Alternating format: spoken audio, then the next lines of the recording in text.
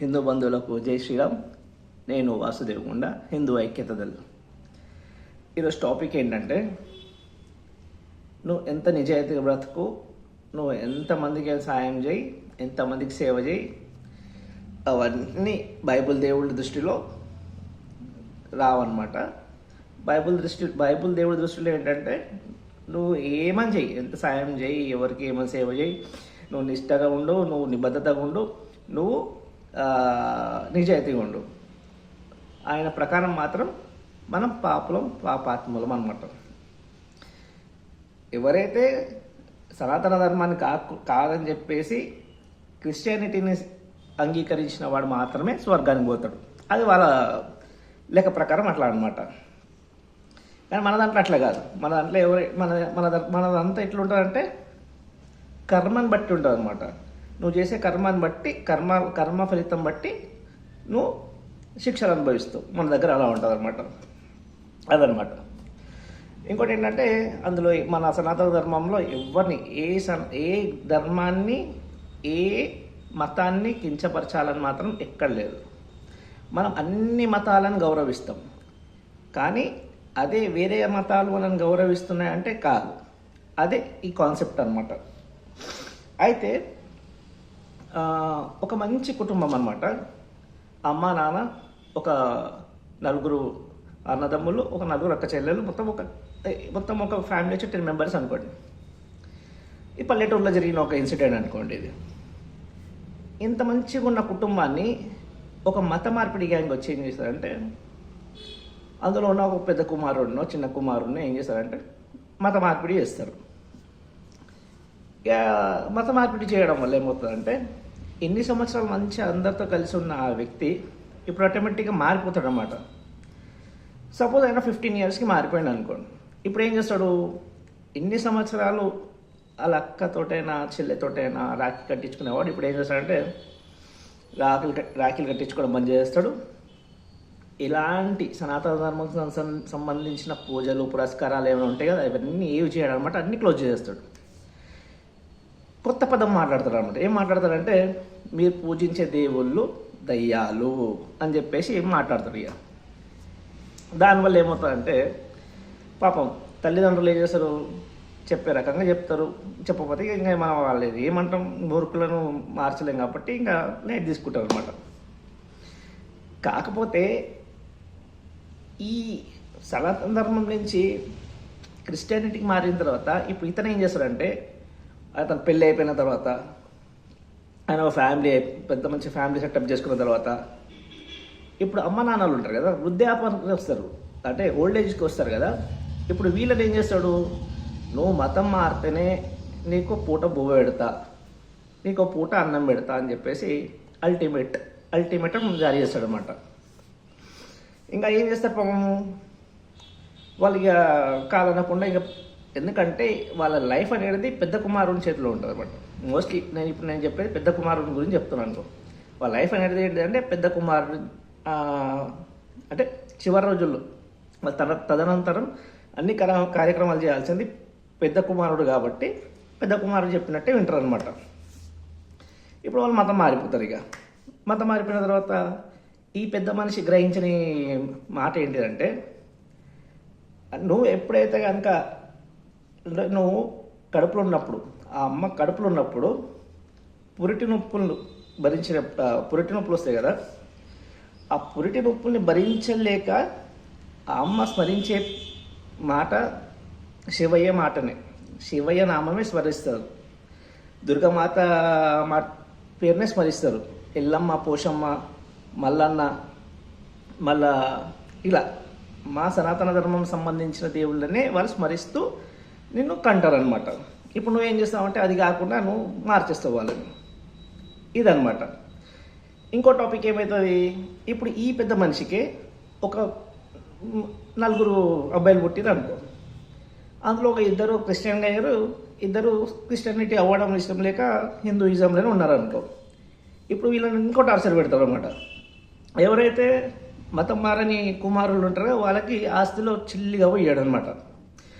వాళ్ళు ఏమని కానీ, అంటే వాళ్ళు సర్వనాశనం అయిపోయి నువ్వేమని చెయ్యి, వాళ్ళు ఇక ఎట్లా అంటే నువ్వు దయ్యాలను మొక్కుతున్నావు, దయ్యాలను నమ్ముతున్నావు. ఈ మాట అంటారనమాట వీళ్ళు. హిందూ దేవుళ్ళని ఎవరైతే నమ్మే వాళ్ళు ఉంటారో, పూజించే వాళ్ళు అందరినీ దయ్యాలని సంబోధిస్తారనమాట వాళ్ళు. అదనమాట, ఇదనమాట. అదే ఒకవేళ తల్లిదండ్రులు కనుక మతం మారకుండా అలాగే ఉండి, అర్థమవుతుందా? ఈ పెద్ద మనిషి తల్లిదండ్రులు కనుక మతం మారకుండా అలాగే ఉండి, ఒకవేళ తల్లిదండ్రుల నుంచి ఏమైనా ఆస్తిపాస్తులు రావాల్సి ఉంటే మాత్రం వాళ్ళు మతం మారకపోయినా పర్లేదు, వాళ్ళ ఆస్తిపాస్తులు మాత్రం కావాలి కంపల్సరీ. అవి ఖచ్చితంగా తీసుకుంటాడు అనమాట. లాజిక్ కదా ఇక్కడ. ఇంకోటి, ఇప్పుడు ఇదే పెద్ద మనిషి అంటే ఎవరైతే సనాతన ధర్మం నుంచి క్రిస్టియానిటీకి మారిన తర్వాత, ఈ పెద్ద మనిషే ఆయన ఎదగడానికి వ్యాపారాలు చేసేదన్నీ డబ్బు సంపాదించిన ప్రతి ఒక్కటి కూడా హిందువు దగ్గర నుంచే సంపాదిస్తాడనమాట. ఇప్పుడు ఎట్లా అంటే, నువ్వు వ్యాపారం చేసేటప్పుడు నువ్వు సనాతన ధర్మాన్ని కించపరిచి, సనాతన ధర్మ దేవుళ్ళను కించపరిచిన తర్వాత నువ్వు చేయాల్సిన వ్యాపారం మొత్తం క్రిస్టియానిటీ వాళ్ళ దగ్గర నుంచే వ్యాపారం చేయాలి. కానీ దానికి కాదు, ససిమిరా అంటాడు.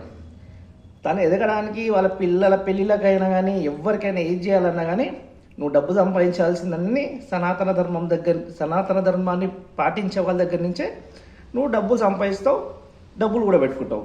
కాకపోతే కించవరిచేది మాత్రం హిందూ ధర్మాన్ని, హిందూ దేవతలను. ఇదన్నమాట.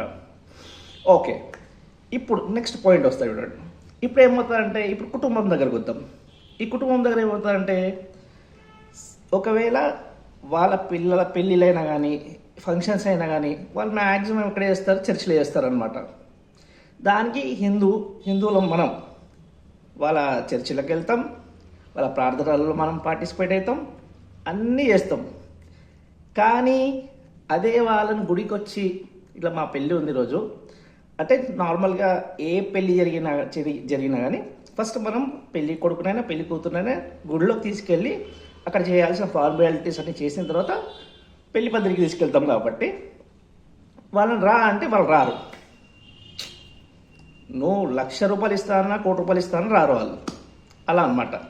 అదే కనుక నువ్వు కనుక ఇప్పుడు నేను పిలిచిర్రు, ఇట్లా మా చర్చిలో మా కూతురికి పెళ్ళి ఉంది, నువ్వు రావాలి అని చెప్పి అన్నప్పుడు మనం రాకపోతే మాత్రం వాళ్ళు ఏం చేస్తారు, దాన్ని మనసులో పెట్టుకుంటారు, మెడలో ఒక భూతద్దం పెట్టుకొని ఇంకా మనం చేసే తప్పులన్నింటినీ భూతద్దంలో చూస్తుంటారు అనమాట. ఇదన్నమాట. ఇది జరిగింది. దాని తర్వాత ఏంటంటే, ఇప్పుడు వీళ్ళు ఇంత అంటే వీళ్ళు మన హిందూ ధర్మాన్ని ఇంత ద్వేషిస్తూ, హిందూ ధర్మాన్ని పట్ల ఇంత గ్రజ్జు పెట్టుకున్న తర్వాత వీళ్ళు ఏ దేవుణ్ణి మొక్కుతున్నారన్న క్లారిటీ కూడా వీళ్ళకి లేదు. బైబిల్ ప్రకారం ఏంటంటే, జీసస్ అనే అతను, నేను దేవుణ్ణి కాదు, నా దేవుడు ఇంకొకతను ఉన్నాడు, నేను మెసేంజర్ ఆఫ్ గాడ్ అని చెప్పిండు అనమాట. అంటే నేను ప్రవక్తనని చెప్పుకున్నాను, నేను ఎక్కడ కూడా దేవుడు అని చెప్పుకోలేదు.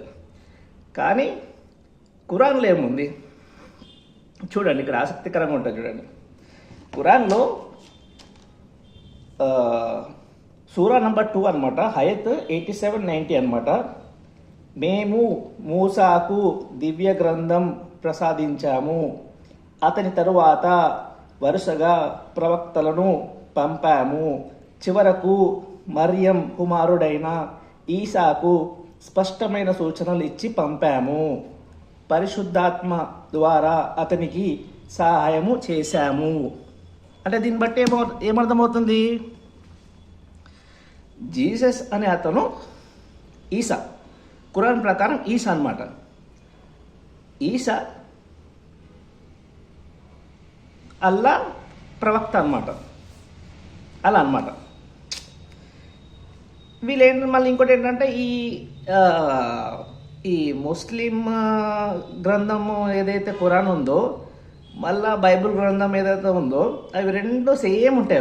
అందులో కంటెంట్ సేమ్ ఉంటుంది. అందులో సేమ్ ఇతర మతాలను ద్వేషించడం ఎలా ఉంటుందో, ఈ క్రిస్టియన్ గ్రంథాలలో కూడా ఇతర మతాలను ద్వేషించడం, వాళ్ళని తిట్టడం ఇదే ఉంటుంది అనమాట.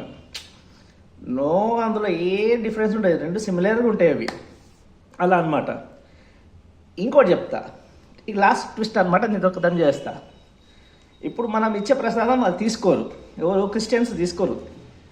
కానీ మీరు అబ్జర్వ్ చేయండి, ప్రతి ఒక్క క్రిస్టియన్ ఏం చేస్తారంటే, ఇప్పుడు నార్మల్గా ఏదైనా ఫంక్షన్ మనది హిందువులది ఫంక్షన్ అయిందనుకో, ఏమంటాడు, లోపలికి వెళ్తాడు, వంట మనిషి దగ్గరికి వెళ్తాడు, వెళ్ళి ఇది హలాల్ చేసిందా అని అడుగుతాడు. మటన్ అయినా చికెన్ అయినా హలాల్ చేసిందా అని అడుగుతాడు. కానీ వీళ్ళకి ఇంకో విషయం తెలియదు ఏంటంటే, హలాల్ దేనికి చేస్తారు, ఎవరు చేస్తారు? హలాల్ అనేది ఒక జంతువుని లేదంటే దేనైనా చంపేటప్పుడు, దాని పీక కోసేటప్పుడు దాని తలని కిబ్లా అంటారు అనమాట. కిబ్లా సైడ్ పెట్టేసి దాన్ని స్లటర్ చేస్తారనమాట, దాన్ని గొంతు కోస్తారనమాట. కోస్తూ ఏం చేస్తారంటే, ఈ ప్రాణిని నీకు అర్పిస్తున్నాం అల్లా అని చెప్పేసి మొక్కి దాని ప్రాణాన్ని తీస్తారనమాట. ఇప్పుడు నువ్వు హిందూ సనాతన ధర్మం సంబంధించిన పూజలు చేయవు, నువ్వు సనాతన ప్రసాదం తీసుకోవు, ఏం తీసుకోవు, కానీ అల్లాకి సమర్పించిన భోజనం మాత్రం చేస్తా అంటావు నువ్వు. అదేనా? ఇదన్నమాట. ఎప్పుడైనా కానీ నేను చెప్పేది ఏంటంటే, నువ్వు మతాన్ని మారేటప్పుడు నీ మతాన్ని నీ మతాన్ని మారు, నువ్వు ఏమని చేసుకో. మన భారతదేశంలో ఆ రైట్ అందరికి ఉంది, స్వేచ్ఛ ఉంది, మతం మారే స్వేచ్ఛ ఎవరికైనా ఉంది. కానీ ఇతర మతాలను ద్వేషించే హక్కు మతం లేదు. ఇంత నువ్వు మతం ద్వేషించి, హిందూ ధర్మాన్ని ద్వేషించి నువ్వు ఎవరిని పూజిస్తున్నావు అది మాత్రం నువ్వు కరెక్ట్ క్లారిటీ పొందు. అసలు నువ్వు ఏ దేవుని మొక్కుతున్నావు నీకు క్లారిటీ లేదు, ఏ దేవుని పూజిస్తున్నావు క్లారిటీ లేదు. నువ్వేమంటావు, నేను జీసస్ని మొక్కుతున్నా అంటావు. అది ముస్లిముడు ఏమంటాడు, ఈసా అనే వ్యక్తి మా మత బోధకుడు అని ఆయన చెప్తాడు. ఇందులో ఇద్దరిట్లో ఎవరు కరెక్ట్? నువ్వు చదువుతున్న బైబిల్ బుక్లో ఉన్న జీసస్ కరెక్టా, లేదా వాళ్ళ ఖురాన్లో రాసుకున్న ఈసా కరెక్టా? నువ్వు జస్ట్ గూగుల్లో ఈసా అని సెర్చ్ చేయండి, అర్థమవుతుంది. అట్లా. జై శ్రీరామ్.